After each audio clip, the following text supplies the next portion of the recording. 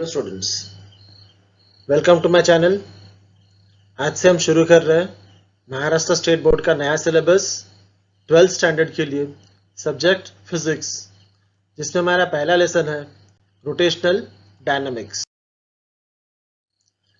तो rotational dynamics में हमें क्या देकर के, जैसे हम बुक खोलते हैं तो हमें दिखता है कैन यू रिकॉल, मतलब जो हमने पिछले क्लास में पढ़े थे वो, और उसमें से हमारा पहला जो क्वेश्चन है वो देकर के व्हाट इज सर्कुलर मोशन, मतलब सर्कुलर मोशन क्या है। So in physics, circular motion is a movement of an object along the circumference of a circle or a rotation along a circular path। मतलब physics में कि जो circular motion एक movement है जिसमें ऑब्जेक्ट जो रहता है वो सरकमफरेंस में घूमता है। सर्कल का जो सरकमफरेंस रहेगा, अगर वो सर्कल के सरकमफरेंस में अगर कोई ऑब्जेक्ट घूम रहा है तो उसे हम कहते हैं circular motion. The movement of an object along the circumference of a circle और rotation along a circular path, वो रोटेट कर रहा है सर्कुलर पाथ में, मतलब सरकमफरेंस पे अगर वो रोटेट कर रहा है तो उसे हम लोग कहते हैं circular motion. It can be uniform with constant angular rate of rotation and constant speed। तो वो यूनिफॉर्म रह सकता जिसमें उसका एंगुलर रेट ऑफ रोटेशन जो रहेगा वो कांस्टेंट रहेगा और एंगुलर जो स्पीड रहेगा वो भी कांस्टेंट रहेगा, या तो फिर वो क्या रह सकता, वो हमारा non uniform with changing rate of rotation, मतलब जिसका वो नॉन यूनिफॉर्म रहेगा, टाइम जो है उसका सेम नहीं रहेगा और उसका रेट ऑफ रोटेशन चेंज होता रहेगा। तो इसमें कुछ एग्जांपल्स दे करके है। तो पहला एग्जांपल है artificial satellite orbiting the earth at constant height, मतलब कि एक सैटेलाइट है जो अर्थ के चारों तरफ एक पर्टिकुलर हाइट में वो घूम रहा है, रोटेट हो रहा है। तो जैसे यहाँ पे हमको दिखाई दे रहा है कि moon revolving around the earth, तो मून जो है वो घूम रहा है अर्थ के चारों तरफ। नेक्स्ट सेकंड एग्जांपल क्या देकर के हमें, a stone which is tied to a rope and is being swung in circles, तो एक पत्थर को हम लोग एक धागे से या रस्सी से बांध देंगे और उसको गोल गोल घुमाएंगे, तो ये भी जो एग्जांपल रहेगा वो सर्कुलर मोशन का एग्जांपल है। A car turning through a curve in a race track, तो रेस ट्रैक में जब कार टर्न ले रहा है तो वो भी एक सर्कुलर मोशन है। और एक देकर के हमें an electron revolving around the nucleus, तो इलेक्ट्रॉन जो न्यूक्लियस के चारों तरफ घूम रहा है वो भी हमारा सर्कुलर मोशन है। तो फिर नेक्स्ट क्वेश्चन हमें क्या दे करके, what is the concept of centre of mass. Centre of मास क्या है? सेंटर ऑफ मास क्या है? The centre of mass of an object is the point eight which the object can be balanced, मतलब centre of मास एक object का ऐसा एक point रहता है जहां पे हम लोग उस ऑब्जेक्ट को बैलेंस कर सकते हैं। मतलब जैसे अगर हम एग्जांपल लेते हैं बुक को हम लोग एक उंगली से बैलेंस कर सकते हैं, तो वो जो एक उंगली से बैलेंस कर रहा है वो रहेगा हमारा सेंटर ऑफ मास। या फिर और एक डेफिनेशन है, the centre of mass of a distribution of mass in space is the unique point where the weighted relative position of the distributed mass sums to zero. मतलब सेम ही definition कि एक ऐसा एक यूनिक पॉइंट रहेगा, एक ऐसा particular point रहेगा जहां पे हमारा जो मास है, टोटल मास अगर हम लोग उसको ऐड करेंगे तो वो क्या रहेगा, वो जीरो रहेगा। जैसे कि यहाँ पे एग्जांपल्स हमें दिख रहा है कि एक ऑब्जेक्ट है, इसको हम लोग बैलेंस कर सकते हैं एट पॉइंट पी पॉइंट पे उसको हम लोग बैलेंस कर सकते हैं, तो ये पी जो रहेगा उसका सेंटर ऑफ मास। वैसे एक टॉय है, इस टॉय को हम लोग बैलेंस कर सकते हैं, बहुत ही अच्छा एग्जांपल है ये, इसको हम लोग बैलेंस कर रहे हैं दोनों तरफ से, ये पर्टिकुलरली बैलेंस हो रहा है कहाँ पे, इसका जो बीक है, जो चोंच है, चोंच पे हम उसको बैलेंस कर रहे हैं, तो ये हो गया हमारा सेंटर ऑफ मास। मतलब the centre of mass of an object at which the object can be balance, तो एक ऐसा पॉइंट जहां पे वो ऑब्जेक्ट को हम लोग बैलेंस कर सकते हैं उसको हम लोग कहते हैं सेंटर ऑफ मास। नेक्स्ट हमारा है काइनेमेटिकल इक्वेशंस ऑफ मोशन। तो काइनेमेटिकल इक्वेशन क्या है, हमें पता है कि तीन काइनेमेटिकल इक्वेशंस रहते हैं। पहला वाला है v is equal to u plus a t, दूसरा वाला है हमारा s is equal to u t plus half a t square, और तीसरा है हमारा v square is equal to u square plus 2as। अब ये जो तीनों इक्वेशन है ये हम 9th स्टैंडर्ड में पढ़ चुके, जिसमें v मतलब रहता है हमारा फाइनल वेलोसिटी, u मतलब रहता है हमारा इनिशियल वेलोसिटी, s जो रहेगा वो डिस्प्लेसमेंट और t जो रहेगा वो हमारा टाइम। अब नेक्स्ट हम लोग इस पे चलते हैं, जो है हमारा real force and pseudo forces. तो real force and pseudo forces क्या है? Real forces are those which arises due to the actual interaction between the object। मतलब कि एक ऑब्जेक्ट के बीच में, अगर पर्टिकुलर ऑब्जेक्ट के बीच में अगर इंटरेक्शन हो रहा है तो उसको हम लोग कहते हैं रियल फोर्स। जैसे कि लिफ्टिंग अ बुक, हम लोग उस बुक को लिफ्ट कर रहे हैं तो it is an example of real force, जिसमें हम लोग एक्चुअली फोर्स लगा रहे हैं। स्यूडो फोर्स क्या है? Pseudo force are not result of an interaction between objects. वो ऑब्जेक्ट्स के बीच में कोई इंटरेक्शन नहीं है। वो क्या है? It arises due to the change of frame of reference and that is why it is pseudo. उसमें जो है change of frame of reference हो रहा है, इसलिए उसको हम लोग स्यूडो कहते हैं। स्यूडो मतलब रहता है हमारा फॉल्स फोर्स। एग्जाम्पल क्या दे करके, व्हेन अ बस सडनली बिगिंस टू एक्सेलरेट, जैसा बस चालू होती है या शुरू होता है तो क्या होता है? The person inside the bus feels that he is pushed backward into the seat. जैसे कि बस चालू होता तो हम लोग जो है पीछे की तरफ चले जाते, तो यहाँ पे हमें कोई सामने से धकेल नहीं रहा है, ये एक इमेजिनरी फोर्स है जो हमें पुश कर रहा था। There is no real force pushing him back, this force is called a pseudo force. Similarly इस तरह के एग्जांपल्स हम लोग बाइक में भी देख सकते हैं। जैसे बाइक में बैठे, अगर हम लोग बाइक स्टार्ट करते हैं, बाइक सामने की तरफ जा रही तो हमें ऐसा लगता है कि हम पीछे की तरफ जा रहे हैं। या फिर कोई गाड़ी अगर टर्न ले रही है, अगर वो लेफ्ट साइड की तरफ टर्न ले रही तो हम जो है राइट साइड की तरफ चले जाते, बाहर की तरफ चले जा रहे हैं। तो इसमें कोई हमें पुश नहीं कर रहा पर हम अपने आप जा रहे हैं। तो ये हो गया हमारा स्यूडो फोर्स। नेक्स्ट जो टॉपिक है, अब हम लोग इंट्रोडक्शन पार्ट में जाते हैं। ये बेसिकली हमको सर्कुलर मोशन और उसके अलग अलग चीजों पे दे करके। तो सर्कुलर मोशन क्या है? Circular motion is an essential part of our daily life. हमारे लाइफ का एक बहुत ही अहम हिस्सा सर्कुलर मोशन है, क्योंकि हम जो भी चीज देखेंगे उसमें सर्कुलर मोशन दिखाई देता है। जैसे कि दिन रात सर्कुलर मोशन की वजह से हो रहा है, फिर सीजन चेंज सर्कुलर मोशन की वजह से हो रहा है, फैन का ब्लेड घूमना, फिर घड़ी का कांटा घूमना, ये सभी जो है सर्कुलर मोशन है। तो everyday we come across several revolving और rotating rigid objects during revolution. तो रेवोल्यूशन के वक्त क्या होता? During revolution the object, every particle in the object, मतलब ऑब्जेक्ट के अंदर हर एक पार्टिकल वो क्या होगा? Undergo circular motion. Circular motion perform हो रहा है about some point outside the object. तो एक ऑब्जेक्ट दे करके, एक पॉइंट दे करके उसके बाहर की तरफ जो है वो ऑब्जेक्ट जो रहेगा वो घूमेगा, या तो फिर और अबाउट सम अदर ऑब्जेक्ट, या तो किसी दूसरे ऑब्जेक्ट के चारों तरफ वो घूमेगा। जैसे एग्जांपल हम लोग लेते हैं पहले वाले पार्ट का, कि एक पत्थर को हम लोगों ने धागे से बांधे और उसको घुमा रहे, तो पत्थर जो है बाहर की तरफ घूम रहा है और पॉइंट कहाँ पे रहेगा? पॉइंट जो रहेगा हमारे उंगलियों पर जो है वो पॉइंट रहेगा, क्योंकि उधर हम लोग उसे पकड़ के रखे। और दूसरा देकर के अबाउट सम अदर ऑब्जेक्ट, जैसे कि मून घूमता है अर्थ के चारों तरफ, तो अर्थ एक ऑब्जेक्ट हो गया, उसके चारों तरफ जो है मून घूम रहा है। While during rotation the motion is about an axis of rotation passing through the object। और रोटेशन के वक्त क्या होगा? एक्सिस जो है उस ऑब्जेक्ट से पास होगी। जैसे कि अर्थ जब रिवोल्यूशन परफॉर्म कर रहा है तो वो क्या हो रहा है? वो घूम रहा है चारों तरफ, जबकि वो एक्सिस पे भी घूम रहा है अपने। I hope you are understanding. Next है characteristics of circular motion. Circular motion में किसकी कैरेक्टरिस्टिक्स क्या? It is an accelerated motion. Accelerated motion मतलब as the direction of velocity changes at instant, as the direction of velocity changes at every instant, it is an accelerated motion। तो जब कोई object घूम रहा है तो वो क्या कर रहा है? उसका जो डायरेक्शन ऑफ वेलोसिटी है, वेलोसिटी का जो डायरेक्शन रहेगा वो हमेशा चेंज होता रहेगा, तो इसलिए इसको हम लोग कहते हैं एक्सेलरेटेड मोशन। इसमें हमारा क्या चेंज हो रहा है? Direction of velocity. वेलोसिटी का जो डायरेक्शन हो रहा है वो चेंज हो रहा है, कि जब वो गोल गोल घूम रहा है तो वो एक्चुअली उसका डायरेक्शन क्या है? कोई पर्टिकुलर डायरेक्शन नहीं है, उसका हमेशा जो डायरेक्शन है वो चेंज होते जाएगा। सेकंड देकर के हमें it is periodic motion. Periodic मतलब क्या है? During the motion the particle repeats its path along the same trajectory. अगर वो अपना पाथ को हमेशा अगर वो रिपीट कर रहा है, उसी पर्टिकुलर पाथ को वो रिपीट कर रहा है तो उसे हम लोग कहते हैं periodic motion.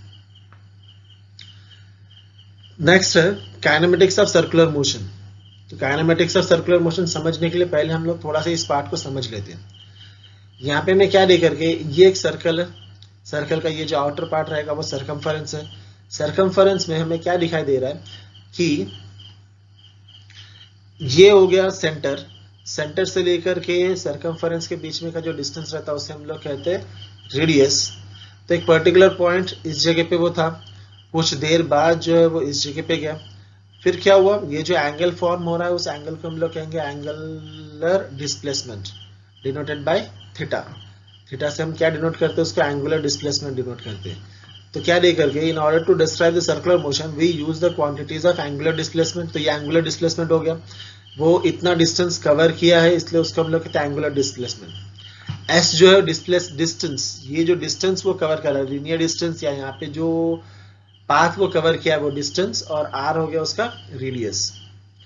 Angular velocity, angular velocity का देकर के हमें एंगुलर डिस्प्लेसमेंट का डेफिनेशन क्या है, angular displacement is a vector quantity and it is the angle subtended by any point of rotating body with its axis. जो वो एंगल सबटेंड कर रहा है, एंगल जो वो बना रहा है, जब घूमते हुए जो एंगल बना रहा है उसे हम लोग कहते हैं एंगुलर डिस्प्लेसमेंट। उसका ऐसा यूनिट है radian and it is denoted by formula जो है उसका theta is equal to s by r. S मतलब जो आर्क लेंथ और आर मतलब हो गया उसका रेडियस। हमको देकर के एंगुलर वेलोसिटी, एंगुलर वेलोसिटी क्या है, angular velocity is the rate of change of angular displacement with respect to time. मतलब टाइम के साथ जो एंगुलर डिस्प्लेसमेंट फॉर्म हो रहा है उसे हम लोग कहते हैं एंगुलर वेलोसिटी। तो एंगुलर वेलोसिटी जो है उसको हम ओमेगा से डिनोट करते हैं। It is also vector quantity and it is expressed as, ऐसा unit is expressed in radians per second. ऐसा यूनिट जो रहेगा उसका radians per second. It is denoted by omega और फॉर्मूला हो गया हमारा omega is equal to delta theta by delta T, जहाँ डेल्टा थीटा क्या है हमारा angular displacement with respect to time. Time जो है वो चेंज हो रहा है। तो क्या दे करके, सेम वही डायग्राम है, ये हमारा एंगुलर डिस्प्लेसमेंट का हो गया था, theta is equal to s upon r. अब वो घूम रहा है, वेलोसिटी चेंज हो रहा है, वेलोसिटी को हम लोग रिप्रेजेंट करते हैं ओमेगा से।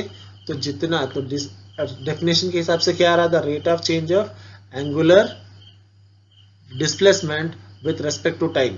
मतलब जितना एंगुलर डिस्प्लेसमेंट वो कर रहा है टाइम से के साथ उसे हम लोग कहते हैं एंगुलर वेलोसिटी। एंगुलर एक्सेलरेशन क्या है, it is the time rate of change of angular velocity with respect to time. तो angular velocity with respect to time, angular velocity किससे रिप्रेजेंट करते हैं हम लोग, एंगुलर वेलोसिटी हम लोग रिप्रेजेंट करते हैं डेल डी ओमेगा या ओमेगा से, विथ रेस्पेक्ट टू टाइम मतलब डिवाइडेड बाय डी थीटा। तो ये बन जाएगा हमारा एंगुलर एक्सेलरेशन। तो एंगुलर एक्सेलरेशन क्या देकर के हमको, it is the time rate of change of angular velocity with respect to time, that is a is equal to D omega by d T.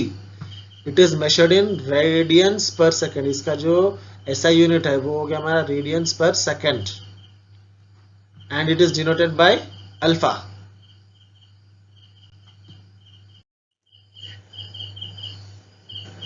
अब इसमें हमारा जो नेक्स्ट टॉपिक है, तो यहां तक ये खत्म हो गया है। फिर हमारा आता है इसका right hand rule. Right hand rule क्या दे करके, अगर हम लोग हमारे राइट हैंड के curl the fingers of your right hand in the direction of rotation, जिस डायरेक्शन में वो रोटेट कर रहा है उस डायरेक्शन में अगर हम लोग हमारी मुट्ठी को राइट हैंड के फिंगर्स की ओर बंद करेंगे तो दो कंडीशन रह सकता है। If your extended thumb points in the negative direction along the chosen axis of rotation we call the rotational displacement is negative. अगर वो डिस्प्लेसमेंट अगर नीचे की तरफ रहा तो वो नेगेटिव डिस्प्लेसमेंट रहेगा। If your thumb points in the positive direction along the axis of rotation the rotational displacement was positive. अगर वो पॉजिटिव एक्सिस में रहेगा तो उसे हम लोग कहेंगे पॉजिटिव। तो ये इस तरह से रहेगा, जैसे ये घूम रहा है सर्कुलर मोशन में घूम रहा है तो ऊपर की तरफ, और ये जो है सर्कुलर मोशन में घूम रहा है वो नीचे की तरफ। तो ये सभी के लिए है, direction of angular velocity, angular displacement, angular acceleration, ये सभी जो है हमारा right hand thumb rule follow करेंगे। फिर नेक्स्ट दे करके हमें, so we'll study about what is time period. The time t required for one complete revolution is called as period. मतलब एक पर्टिकुलर चीज को कंप्लीट करने के लिए हमें जितना समय लगता है उसे हम कहते हैं पीरियड। इसका ऐसा यूनिट है हमारा सेकंड, और इसका डेरिवेशन इस तरह से रहेगा।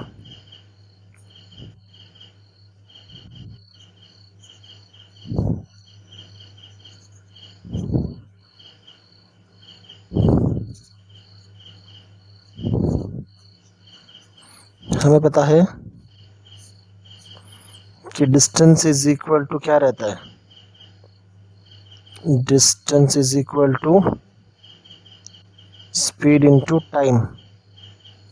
Therefore time is equal to क्या हो जाएगा, टाइम इज इक्वल टू हो जाएगा हमारा distance by, time is equal to क्या हो जाएगा हमारा distance by speed, time is equal to distance by speed. तो डिस्टेंस, यहाँ पे हम जो है सर्कुलर मोशन परफॉर्म कर रहे हैं, हम क्या पढ़ रहे हैं, सर्कुलर मोशन पढ़ रहे हैं। तो सर्कुलर मोशन में क्या रहता है, सर्कुलर मोशन में हमारा रहता है कि ये जो टोटल चीज़ है इसे हम कहते हैं सर्कमफरेंस। और सर्कमफरेंस का फॉर्मूला क्या है, सर्कमफरेंस का formula c is equal to circumference is equal to, ये आएगा हमारा 2πr। तो डिस्टेंस कितना हो गया, ये टाइम पीरियड का t, डिस्टेंस हो गया हमारा 2πr, और स्पीड वेलोसिटी, वेलोसिटी को हम लोग लिखते हैं v। तो क्या आ गया हमारा t is equal to 2πr by v। But हमें पता है, but we know that v is equal to क्या रहता, we know that v is equal to रहता हमारा r ओमेगा। तो v is equal to r omega, इसको अगर हम लोग इस v के जगह पुट करेंगे तो क्या बन जाएगा हमारा t is equal to 2πr by, इस v के जगह हम लोग क्या पुट कर रहे हैं, r ओमेगा। तो ये हो जाएगा हमारा r ओमेगा। फिर क्या होगा, ये r और ये r कट जाएगा, तो फिर t इज इक्वल टू क्या रहेगा हमारा 2π by omega, t is equal to 2π by omega. या तो हम लोग लिख सकते हैं, और t is equal to 1/n, n जहाँ पे हमारी रहती है फ्रीक्वेंसी। तो फ्रीक्वेंसी क्या है, frequency is defined as the rate of rotation और the number of rotations in some unit of time. मतलब एक पर्टिकुलर यूनिट ऑफ टाइम में वो जितने बार रोटेट हो रहा है या रिवोल्यूशन हो रहा है, जितना वो परफॉर्म कर रहा है एक पर्टिकुलर यूनिट ऑफ टाइम में, उसे हम कहते हैं फ्रीक्वेंसी। और फ्रीक्वेंसी का ऐसा यूनिट रहता है हमारा हर्ट्ज। नेक्स्ट है हमारा यूनिफॉर्म सर्कुलर मोशन।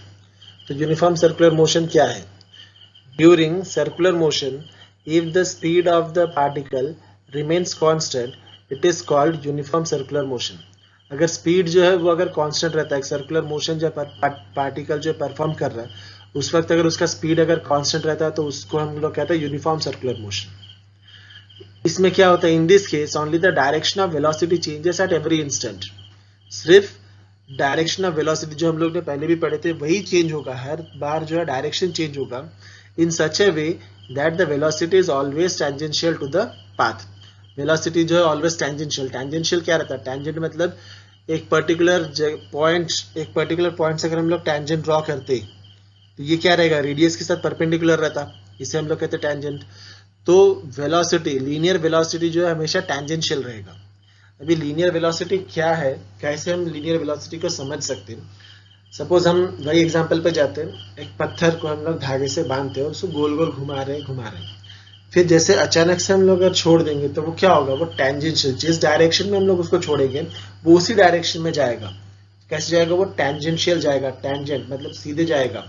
इसीलिए क्या दे करके, in this case at every instant in such a way that the velocity is always tangential to the path, velocity जो हमेशा tangential रहेगा।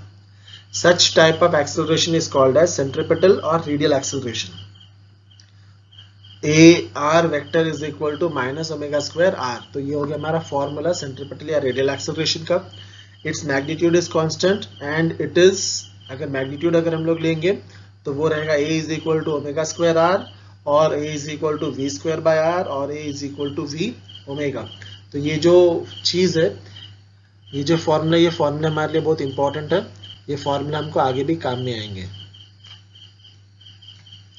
It is always directed towards the center of the circular motion, hence it is called as centripetal. तो इसका जो direction रहेगा हमेशा circle के तरफ रहेगा, सेंटर के तरफ रहेगा, इसलिए इसको हम लोग कहते हैं सेंट्रिपेटल। नेक्स्ट देख करके हमें नॉन यूनिफॉर्म सर्कुलर मोशन। तो नॉन यूनिफॉर्म सर्कुलर मोशन क्या है? When a fan is switched on और of, the speed of the particle of the fan goes on increasing or decreasing for some time. However, their directions are always tangential to their circular trajectory. जब भी हम लोग क्या करेंगे, fan को switch off या on करेंगे, तो speed of the particles of the fan goes on increasing और डिक्रीजिंग। स्पीड जो है फैन की स्पीड क्या हो जाएगी, या जैसे हम लोग स्विच ऑन करेंगे तो वो क्या होगा, स्पीड बढ़ेगा, और जैसे हम लोग स्विच ऑफ करेंगे तो स्पीड जो रहेगा वो घटेगा। तो यहाँ पे however their directions are always tangential to the circular trajectory. Direction जो रहेगा, जैसे हम लोग डायरेक्शन ऑफ सर्कुलर मोशन पढ़े, हमेशा वो क्या रहेगा, टेंजेंशियल ही रहेगा। During this time it is a non uniform circular motion. As तो जब हम लोग बंद कर रहे हैं या चालू कर रहे हैं, उस वक्त क्या रहता है, स्पीड या तो कम होते होते जाएगा या तो बढ़ते बढ़ते जाएगा। इसका मतलब क्या है, वो नॉन यूनिफॉर्म सर्कुलर मोशन है। It is non uniform circular motion. As the velocity is still tangential, the centripetal or radial acceleration is still there. तो वो tangential velocity है, इसलिए उसमें हमें क्या मिलेगा, centripetal और radial acceleration मिलेगा। However, for non-uniform circular motion, the magnitude of AR centripetal acceleration is not constant. Magnitude जो रहेगा वो constant नहीं रहेगा। The acceleration responsible for changing the magnitude of velocity is directed along or opposite to the velocity, hence always tangential, and it is called as tangential acceleration. तो इस तरह के acceleration जो है, जो responsible है उसके velocity का magnitude change करने के लिए, for changing the magnitude of velocity is directed along or opposite to the velocity. वो velocity के direction के साथ रहेगा या opposite रहेगा, तो इस तरह के acceleration को हम लोग कहेंगे tangential acceleration. As the magnitude of tangential velocity is changing during a non-uniform circular motion, the corresponding angular velocity omega is also changing at every instant. तो tangential velocity जो है वो change हो रहा है, changing during non-uniform circular motion, इसलिए उसका जो angular velocity है, corresponding जो angular velocity है omega, वो भी क्या होगा, change होते जाएगा। इसलिए हमारा फॉर्मूला हमें पता था, angular acceleration का formula rate of change of angular velocity with respect to time। तो a is equal to क्या आ जाएगा हमारा, d omega by dt। a is equal to d omega dt, ये हो गया हमारा एंगुलर एक्सेलरेशन का फॉर्मूला। दो the motion is still non uniform, अभी भी जो मोशन है वो नॉन यूनिफॉर्म मोशन ही है। The particles are still in the same plane, hence the direction of alpha is still along the axis of rotation. तो along alpha का जो एंगुलर एक्सेलरेशन का जो डायरेक्शन रहेगा वो एक्सिस ऑफ रोटेशन के साथ रहेगा। जैसे यहाँ पे हमको दे करके, अगर इंक्रीजिंग उसके नीचे दे करके, for increasing speed it is along the direction of omega, while decreasing speed it is opposite to that of omega. तो ये जो है हमारा इंक्रीजिंग स्पीड जो है बढ़ रहा है, तो direction of alpha angular acceleration का डायरेक्शन और ओमेगा का डायरेक्शन जो रहेगा वो सेम रहेगा, ये सेम ऊपर की तरफ जा रहा है। जबकि जब स्पीड घट रहा है तो एंगुलर एक्सेलरेशन का डायरेक्शन और एंगुलर एक्सेलरेशन का डायरेक्शन और एंगुलर वेलोसिटी का डायरेक्शन, ये जो दोनों जो रहेंगे वो ऑपोजिट रहेंगे। नेक्स्ट दे करके हमको angular acceleration, it is if the angular acceleration alpha is constant and along the axis of rotation, all angular displacement, angular velocity and angular acceleration will be directed along the axis. तो वो एक ही डायरेक्शन में रहेगा। It makes it possible to use scalar notation, और वो इस तरह से है, हमको दे करके इक्वेशन ऑफ ट्रांसलेशनल मोशन और एनालॉगस ऑफ रोटेशनल मोशन, ये भी हम लोगों को पढ़ना है। फिर भी यहाँ पे दे करके is given at the end of the topic, तो मैं बता देता हूँ।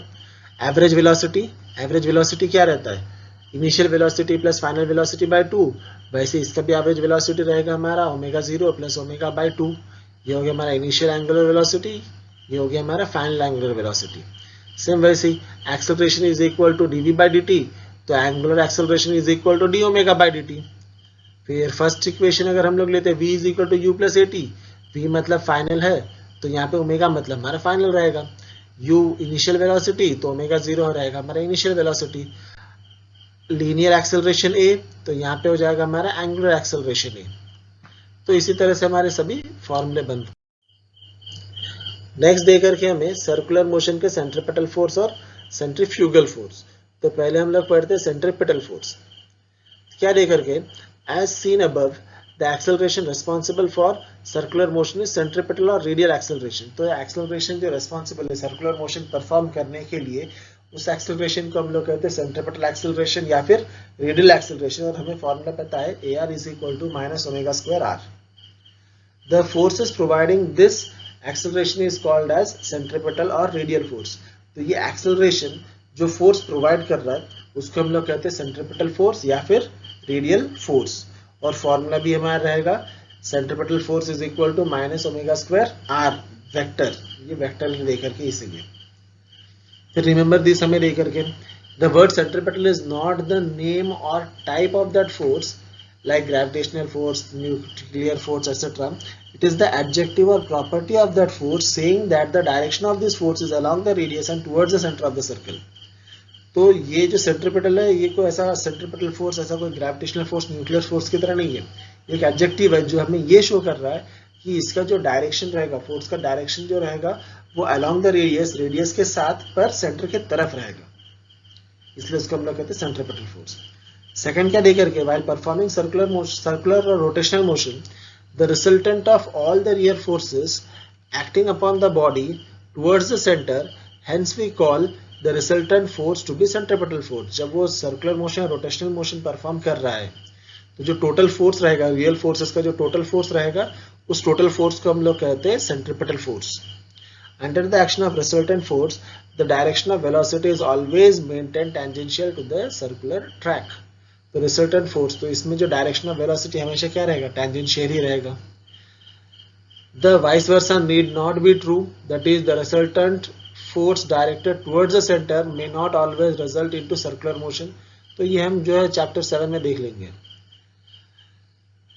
फिर हमको फॉर्मूला दे करके, obviously the discussion is in inertial frame of reference in which we are observing that the body is performing circular motion। तो जिस फ्रेम ऑफ रेफरेंस में हम लोग देख रहे हैं उसी का दे करके, फिर क्या है मेन जो पार्ट है हमारा ये फॉर्मूला पार्ट जो हमें बहुत अच्छे से याद रखना है। सेंट्रीपिटल फोर्स का फॉर्मूला में 3 फॉर्मूला दे करके, एम आर ओमेगा स्क्वायर, या फिर एक रहेगा हमारा m v square by r और एक रहेगा हमारा एम वी ओमेगा। ये फॉर्मूला आया कैसे, हमें पता है कि फोर्स का फॉर्मूला क्या है, F is equal to mass into acceleration m a. और एक्सेलरेशन हम लोग ने पहले ही पढ़े थे, मैंने बताया था एक्सेलरेशन इंपॉर्टेंट है। सेंट्रीपिटल एक्सेलरेशन में क्या आ रहा है हमारा, A is equal to omega square R A, या फिर वो रहेगा हमारा वी स्क्वायर बाय आर, या तो रहेगा वो वी ओमेगा। बस हमेशा हमें क्या करना है, ए के जगह में ए की वैल्यूज पुट करनी है। तो जैसे ए के जगह हम लोग ओमेगा स्क्वायर आर पुट करेंगे तो बन जाएगा हमारा formula m r omega square. अगर हम लोग ए के जगह पुट करेंगे वी स्क्वायर बाय आर तो बन जाएगा हमारा m v square by r. अगर ए के जगह हम लोग वी ओमेगा पुट करेंगे तो फॉर्मूला बन जाएगा हमारा एम वी ओमेगा। तो सेंट्रीपिटल फोर्स क्या है, ये ऐसा एक फोर्स है जो it acts along the circle towards the centre of the circle, along the radius centre of the circle. Centrifugal force, visualize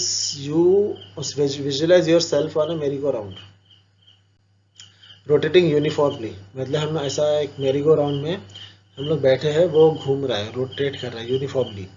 if you close your eyes you will not know that you are performing circular motion but you will feel that you are at rest. अगर हम लोग हमारी आंखें बंद कर लेते तो हमें पता नहीं चलेगा कि हम सर्कुलर मोशन में, हमें ऐसा लगेगा कि हम जो है रुके हुए हैं। In order to explain that you are at rest, you need to consider a force equal in magnitude to the resultant force but directed opposite, that is away from the center of the circle। तो अगर हमें उसको feel करना है तो हमें ऐसा imagine करना पड़ेगा कि एक ऐसा फोर्स है जो directed away from the centre of the circle, centre से लेकर के वो बाहर की तरफ जा रहा है। तो this force that is plus m omega square r is the centrifugal, that is away from the centre force. ये जो है सेंटर से दूर बाहर की तरफ जा रहा है। It is a pseudo force arising due to centripetal acceleration of the frame of reference. तो ये स्यूडो फोर्स इमेजिनरी फोर्स है। मतलब क्या हो रहा है, जब हम लोग मेरी गो राउंड में बैठे तो हमें लगता है कि हम बाहर की तरफ जा रहे हैं, तो ये कोई अंदर से हमें ढकेल नहीं रहा है। ये फोर्स जो है हम फील कर सकते हैं और इस तरह की इमेजिनरी फोर्स को हम लोग कहते हैं pseudo force. It must be understood that centrifugal force is a non real force but not an imaginary force. ये नॉन रियल फोर्स है। Remember before the merry-go-round reaches its uniform speed, you were really experiencing an outward pull. तो जब वो uniform होने से पहले तक क्या हुआ था, हम ऐसा फील कर रहे थे कि हमें कोई बाहर की तरफ खींच रहा है. Because the centrifugal force is greater than the resultant force towards the center. मतलब कि सेंट्रीफ्यूगल फोर्स जो है वो बड़ा है. किससे? हमें सेंटर की तरफ खींचने का जो फोर्स है उससे सेंट्रीफ्यूगल फोर्स बड़ा है. A force measuring instrument can record it as well. On reaching the uniform speed in the frame of reference of merry-go-round, this centrifugal force exactly balances the resultant of all real forces. तो जैसे वो uniform speed में पहुंच जाएगा तो जो centrifugal force है वो बाहर के जो जितने भी रियल फोर्स है वो सबको बैलेंस कर, रिजल्टेंट सबको बैलेंस कर रहे. The resultant force is that frame of reference is the zero.